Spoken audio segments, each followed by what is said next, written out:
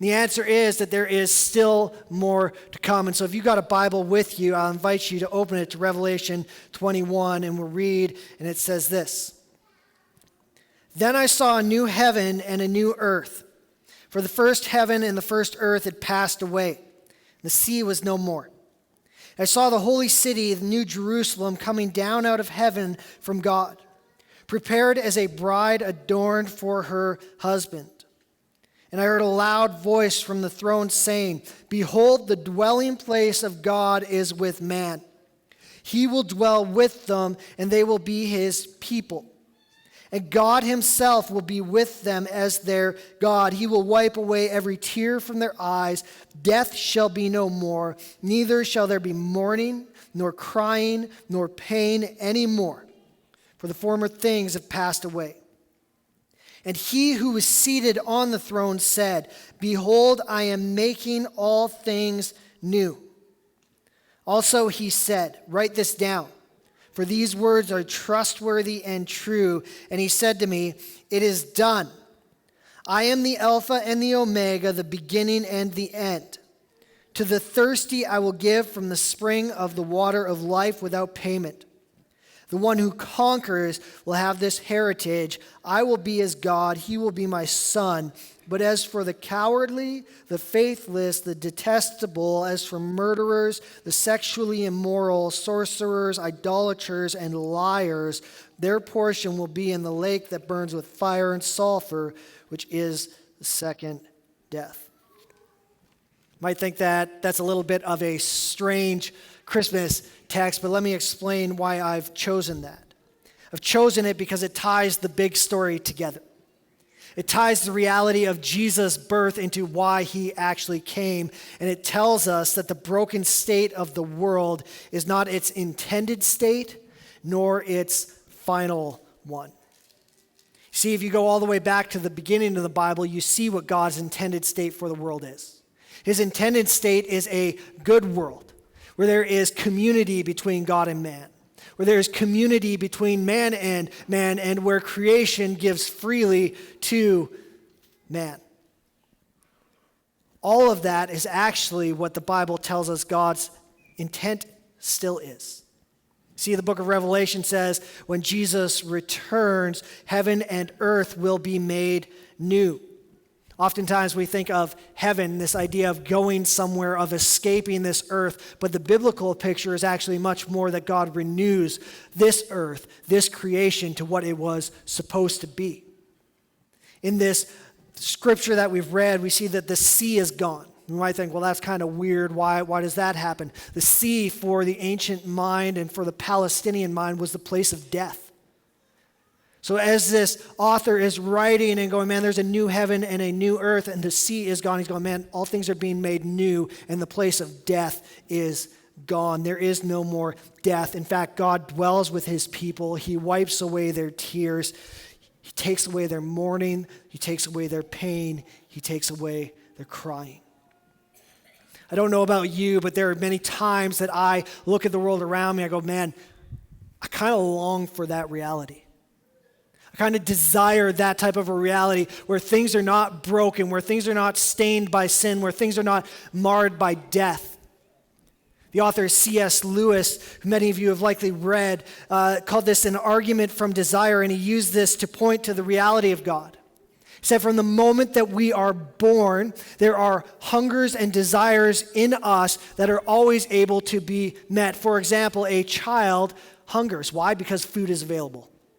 A child will thirst. Why? Because drink is available. A child will desire community. Why? Because people and friendships and love are available. And what C.S. Lewis says is, he says, man, if there is a yearning in our hearts for something more than what this world can give, that must mean that there is an answer for that yearning.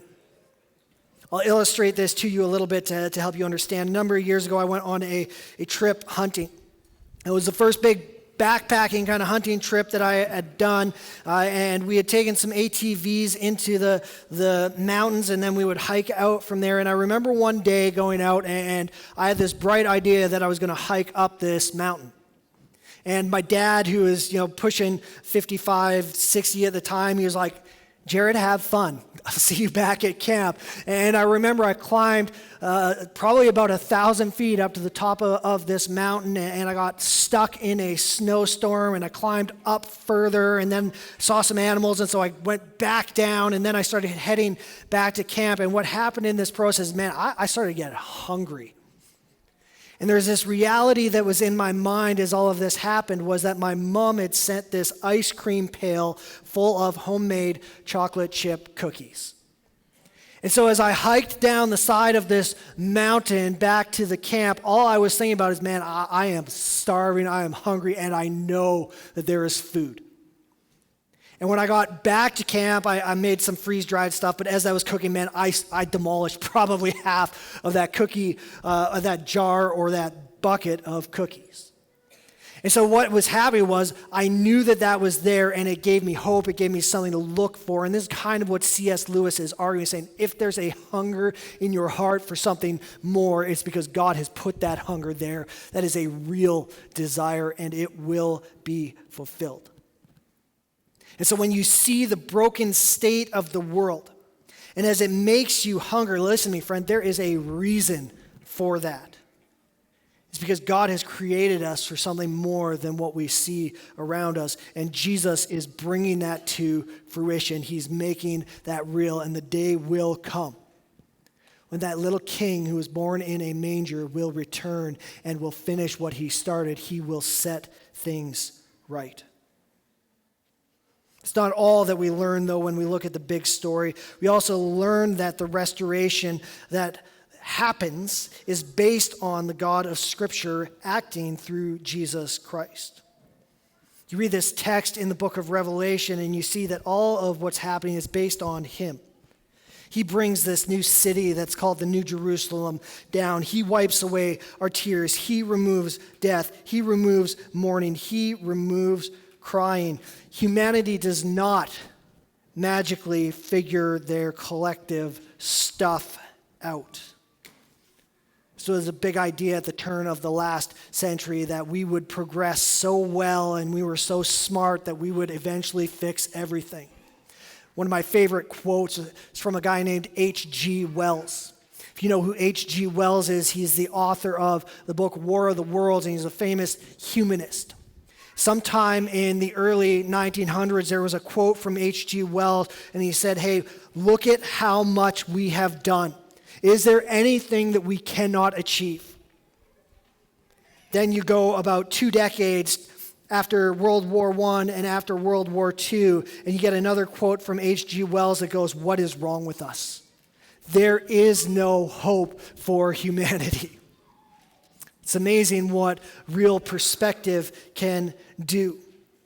I think today we oftentimes don't really have optimism towards humanity as a whole, but we maybe have optimism towards people as individuals.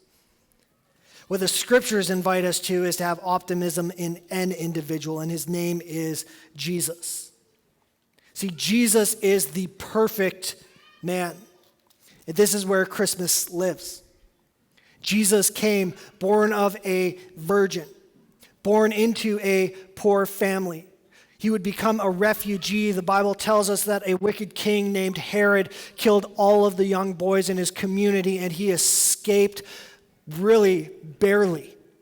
He went down into Egypt, a country that his family didn't know before he came back to Israel, grew up as a carpenter's son. His dad died before the time that he was 30. He taught, he lived, he was betrayed by his closest friends. He was pursued by religious leaders. He was eventually killed, crucified on a cross. And in all of that, the scriptures tell us he never sinned. He was the perfect human. He is our reason for optimism. This past Sunday, if you were here, what we said and the way that this works out is that the reason that this happens is Jesus gives us the gift that he has achieved. Everything that Jesus has, he gives to us when we have faith in him.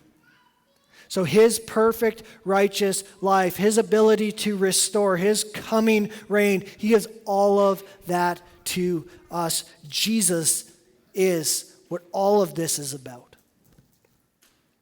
But then the last thing we read in our text this evening is that this reality of restoration that comes only through Jesus and that is God-centered is only for those who conquer.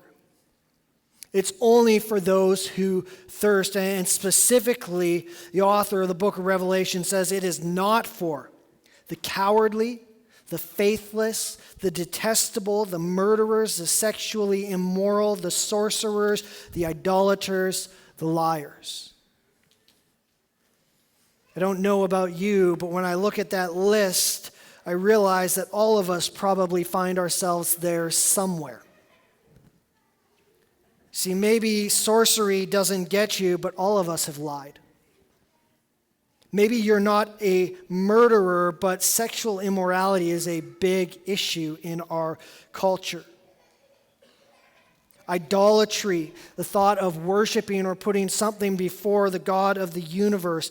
Cowardly, I don't know about you, but there are times where I back away from the things that I know I ought to do, and I realize that none of us in our inherent state are conquerors. All of us find ourselves in this place of trouble. And what this text tells us is the portion of those who are on that list is, and I quote, the lake that burns with fire and sulfur, the second death. You may think that sounds really bad, and I think that that's the point that this author is trying to convey. That in our sinful state, we are in trouble. And yet there's a promise for those who are thirsty and those who conquer, and that should make us begin to question, what does it mean to be someone who, according to God, conquers? Good news in all of this is that the book of Revelation doesn't leave us wondering, but there's 5 instances within that book where believers are admonished to conquer. All of these are in the writing of Jesus, the message of Jesus to what we call the 7 churches in Revelation. Now, what's interesting about this is that when you look at the number 7 specifically within biblical writing, is 7 is a number of completion. And so it's not an accident that Jesus is addressing 7 churches. The whole point is that he is addressing the whole church. Yes, there are individuals within it, and yet he is saying this is for all who belong to him. And so he begins to describe to us what it looks like to conquer. To the church of Smyrna, he writes, he says, guys, you are about to suffer for the gospel. But those who conquer are the ones who don't fear suffering, and they persevere to death. I sat with my girls this afternoon. Actually, it was this morning as they watched the story of a young girl named Perpetua and a number of other martyrs. You read the story of Perpetua. She was killed in the Roman Empire, along with a number of other people who believed.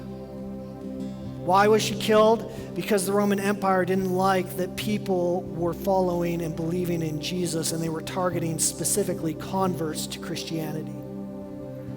You read the story, and the number of people and her family who tried to dissuade Perpetua from going through with martyrdom were very convincing.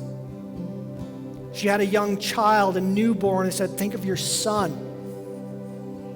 She said, I can't deny Jesus. All she had to do was offer a little bit of incense to the emperor, to the pagan gods, and she would have been off the hook. And yet she said, I will not. She understood what it meant to conquer. It's the person who perseveres even in the face of death. Jesus says to the church in Thyatira, don't fall prey to false teaching. Hold fast to what you have and keep his works until the end. So there's not just an aspect of perseverance, but there's also an aspect of listening to what Jesus has said and paying attention to what he does. To the church in Sardis, he says, don't soil your garments. Don't just have a reputation for being spiritually alive, but actually be spiritually alive. To the church in Philadelphia, he says, hold fast to what you have and you will conquer. To the church in Laodicea, he says, don't be lukewarm, but buy gold refined by fire and white garments. Respond to being reproved by Jesus, corrected by him, and commune with him. And so we put all of this together and we see that the ones who conquer, the ones who enter this restored creation that Jesus makes possible by coming and being born of a virgin on what we now celebrate and remember as Christmas. The ones who join him in that are the ones who persevere, the ones who hold to Christ, the ones who don't turn to false gospels, who don't bow in the face of persecution, who accept his reproofs, who commune with him. And so this evening, in a moment, we're going to stand and we're going to sing together one more time, but I can't help but ask, as we consider and we reflect on this truth and on this day of Christmas, are you with him or are you against him? Because you see, the first time that Jesus came, he came as a helpless baby. The next time that Jesus comes, the book of Revelation says, he has a mouth like a sword, his eyes are blazing like a fire, and he brings justice and recompense with him.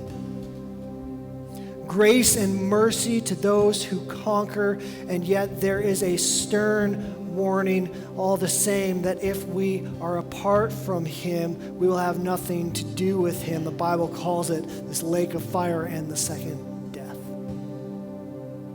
And so while Christmas is beautiful, it is also a warning and an invitation. Are you with King Jesus or are you against him? Let's stand together this evening.